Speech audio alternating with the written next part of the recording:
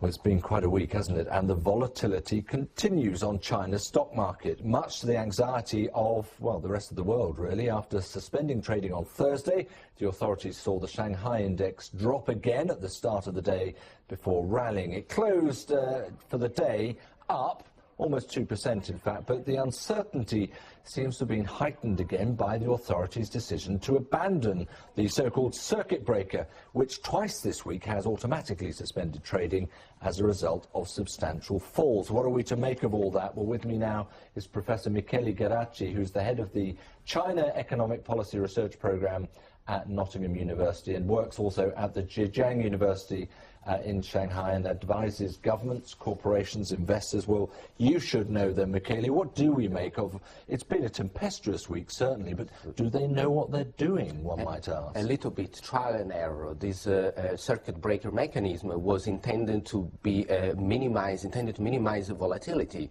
However, as it often happens with policies that are not well thought of, what the mechanism actually does is amplifies movements. So when the market starts to go up a little bit, then this mechanism tends to make it go up even more. And the opposite happens when the market starts on a downside, then this mechanism amplifies these changes. So that it was a smart move, was it, to scrap it then? I do agree. I have actually, in the last couple of days, I've been trying to say it loudly. They should stop it, and they did it. Now, the problem is they didn't say they will stop it forever. They have just suspended. Now, this could be good news, but also adds a little bit more uncertainty, because now the next question is this suspended for how long? Yeah, will it be reinstated again? Well, you wonder if on Monday there's a sharp fall in the prices again, maybe 5, 6, 7%. What are they going to do? Let it go? I hope they will not reinstate this mechanism. In fact, today, when the mechanism is out, the market has only gone up by 2%. This is what happens in normal situation. +2, -2, +3, -3 is normal. Now, with this mechanism, we had -7 in a day.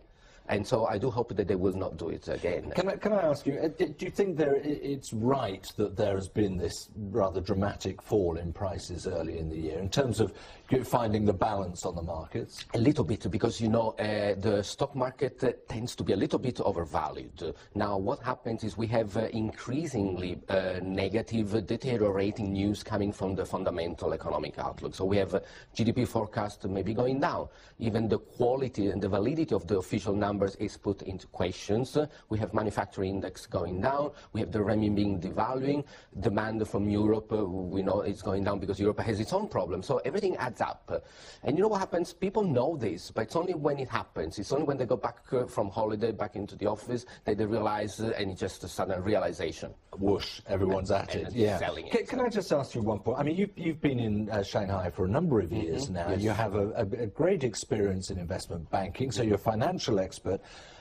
Do they pay much heed to, I'm not asking you personally necessarily, but your like? Are they listening to international experts? They do listen a little bit, but they do not listen to the point that they take on the advice from international advisors, with some exception. The problem is that they have the belief that foreigners do not understand China. We, foreigners, have the belief that they don't understand finance, because, you know, I've been in banking not for so long, but longer than the whole existence of the Shanghai stock market. Right. And so they try, you know, they do trial and error. They fly by wire, really. They by sight. They need to get a little bit more open to listening. Well, let's see what happens come Monday. For now, Michele Geraci, thank you very much indeed. Thank you.